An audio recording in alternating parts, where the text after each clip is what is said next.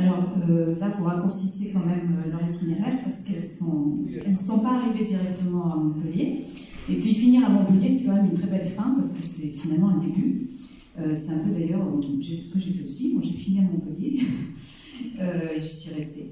Alors, pourquoi? Comme disait M. Doyen, que je remercie infiniment parce qu'il se bat pour toutes ces pionnières. Il a préfacé ce livre.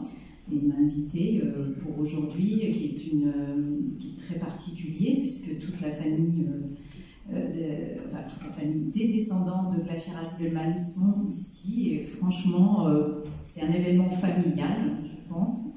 Alors, ces deux femmes, elles venaient d'Orenbourg, comme le titre l'indique. Je les ai mises sur le même plan, parce qu'effectivement, elles sont issues d'un milieu aisé, comme vous le soulignez. Elles sont d'origine juive. Les parents de Glafira se sont convertis à la religion orthodoxe, car effectivement, c'était toujours le choix, enfin, les trois possibilités. Soit vous vous convertissez, soit vous partez, soit vous disparaissez, professé cette fois-ci par Alexandre III. Et deuxième chose, elles étaient femmes. Or, à l'époque, la Russie était plutôt en avance pour les études des femmes. Déjà sous Catherine II, il y avait le souci de les éduquer, et puis ça s'est interrompu brusquement à partir du moment où il y a eu des agitations révolutionnaires dans les universités russes. Donc on a considéré que pour les femmes, c'était pas une bonne chose. Elles avaient à ce moment-là la possibilité, car elles étaient en demande, elles avaient l'habitude de faire des études, de partir en Suisse. Donc c'est ce qu'elles ont fait, pas tout à fait pour les mêmes raisons. Je voulais souligner que Glafira avait la vocation chevillée au corps. Elle a toujours voulu être médecin. En revanche, Raïssa a eu des vocations successives contrariées. Et finalement, elle a eu sa revanche sur ses contrariétés à travers son fils et son petit-fils, car elle était folle de théâtre et de littérature. Elle aurait voulu être actrice, mais comme elle était juive, on l'avait traitée de youpine pendant toute sa scolarité et aussi quand elle a voulu être actrice, elle aurait dû se convertir pour pouvoir être actrice. Donc, comme elle était éperdue d'idéal et très énervée du traitement infligé à ses coreligionnaires, elle s'est dit « je vais aller dans le futur État d'Israël pour être médecin et m'occuper d'eux ». Les deux sont partis ensemble d'Orenbourg, ils ont fait les mêmes études, familles aisées qui ont pu effectivement contribuer à leurs dépenses à l'étranger. Mais à Genève, elles ont commencé à Genève, elles habitaient dans la même rue, le même immeuble, enfin le même appartement. Elles ont appris, enfin Raïssa a appris que finalement les diplômes passés en Suisse n'étaient plus reconnus dans le futur État d'Israël. Donc, elles ont décidé de continuer plus au soleil. Et la personne référente à l'époque pour accueillir tous ces étudiants russes ou bulgares ou roumains, parce qu'en fait ils faisaient partie de l'Empire russe ou polonais, comme Marie Curie, dont elles sont exactement contemporaines. Donc le référent s'appelait Samuel Kessel. Donc c'est lui qui chapeautait un peu tout le monde, toute la communauté. Et c'est lui qui a donné les premières informations à Raïssa Lesk, qui était une jeune femme, une jeune fille très farouche, je dirais, et qui s'est dit, c'est pas parce que ce monsieur a répondu à ma lettre qu'il croit que je répondrai à d'éventuelles annonces. Donc elle a été, au début, leur histoire n'a pas vraiment bien démarré. Elles se sont donc retrouvées toutes les deux à Montpellier, sur les mêmes bancs de la fac. J'ai tenu, n'étant pas du tout médecin, mais pensant à mes lecteurs qui n'étaient pas médecins, oui, à essayer de comprendre comment on enseignait la médecine à cette époque. Donc je suis allée dans le froid glacial de l'hiver au conservatoire d'anatomie, comme faisaient les étudiants à l'époque. Et je suis allée beaucoup au jardin botanique, car c'était un endroit pédagogique pour les étudiants. Voilà, et alors, le doyen... Excusez-moi, je vous interromps parce qu'il faudrait vous préciser une petite chose qui est importante. C'est que ça ne va pas de soi, quand même, qu'elles arrivent ici. Parce que, qu'est-ce qu'il faut faire? Il faut qu'elles fassent authentifier, régulariser leur situation en tant que bachelières pour pouvoir s'inscrire à la faculté. Pourquoi je dis ça? L'histoire se répète. C'est que les femmes françaises n'ont eu le droit au baccalauréat qu'à partir de 1919. C'est-à-dire que c'est bien pour ça que jusqu'à cette période, toutes les femmes médecins sont étrangères.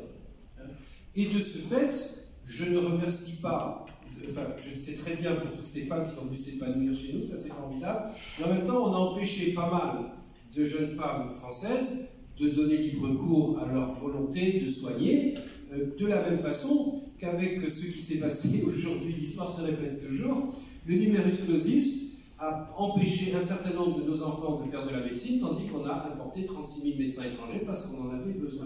Donc l'histoire se répète toujours et ne cesse jamais. Voilà, c'était cette petite précision que je voulais dire, parce que ça ne va pas de soi que ces femmes puissent s'inscrire en médecine en France. Alors, tu arrives très bien. Hein. Oui, mais les femmes françaises ont même pu passer le bac avant 1919, mais ce n'était pas un bon bac. C'était un bac sans latin qui ne leur permettait pas d'aller à l'université. Donc, je veux dire, ça a pris du temps, ça a pris plus de temps pour les femmes françaises, effectivement, vous avez raison, de faire des études. Mais le bac adapté et accepté, effectivement, était très tard. Et il y avait, oui, il y avait des Américaines, des Anglaises, des Russes, des Bulgares, il y avait toute l'Europe centrale. Et autre chose, il y a quand même à Montpellier, à ce moment-là, il y a quand même une assez grande communauté d'étudiants étrangers. Vous pouvez, parce que vous avez dû fouiller ça, certainement. Oui. Non, alors là, ne me demandez pas de chiffres. Non, pas de chiffres, mais c'est quand même... Moi, c'est les mots. Hein. Il y a quand même pas mal de monde. Oui, il y a toute une communauté qui, d'ailleurs, se déplace en bloc, ne se mélange pas trop avec les autres, sont assez intimidants, mais c'est parce qu'elles sont elles-mêmes intimidées, parce que les femmes étaient chahutées dans les universités, moins à Montpellier. Mais à Paris, c'était quand même difficile. Et les parents préféraient envoyer leurs filles à Montpellier qu'à Paris, par exemple. Hein. Donc, l'union faisant la force. Et alors, la plus... comment je dirais plus farouche, oui, toujours, dans les deux sens du terme, c'était Raissa, qui défendait toutes les étudiantes contre les assauts réels ou supposés des étudiants. Voilà. Et bon... Finalement, elle a partagé son idéal avec Samuel Kessel. Elle est partie en Argentine. Et comme vous disiez, oui, la vie de Glaphyra, géographiquement parlant, n'est pas aussi passionnante, puisqu'elle n'a pas beaucoup bougé. Elle a fait juste Montpellier-Pézenas. Pézenas-Montpellier. Voilà, pour l'exotisme. Elle est retournée en Russie pour son voyage de noces et malheureusement pour les obsèques de sa mère. Mais elle n'a pas eu la vie aventureuse de Raissa. Mais elle a eu une vie passionnante de femme médecin qui allait jusqu'au bout. Et à Montpellier, beaucoup de familles se vantent, sont très fières d'avoir un ancêtre qui a été mis au monde par Glaphyra Ziegelmann. C'est quand même exceptionnel et elle est très connue déjà pour ça. Et elle fait deux choses, parce que son mari est de santé précaire. Le mari de Raissa, vous voulez dire le mari de Raissa. Non, excusez-moi, je me trompe. Le mari de Glaphyra, il s'occupe aussi au départ, c'est un neurologue, il va l'élève de Grasset, et il s'occupe aussi, tout le monde s'occupe de tuberculose. Et elle aussi, elle ne fait pas que de la gynécologie obstétrique, elle s'occupe aussi Oui, et pour cause, comme beaucoup de femmes, elle prend des fonctions importantes. Pourquoi? Parce qu'elle doit remplacer son mari pendant la guerre. Donc, il ne voulait personne d'autre pour devenir directrice du seul sanatorium de l'Hérault, hein, à Montpellier, qui n'existe plus, il n'y a plus de traces, hein, mais qui n'est pas très loin, en fait, hein, et qui était très important et qu'il fallait gérer. Il y avait plusieurs médecins et c'était elle la responsable au niveau médical. Et elle a tenu ce sanatorium pendant toute la guerre.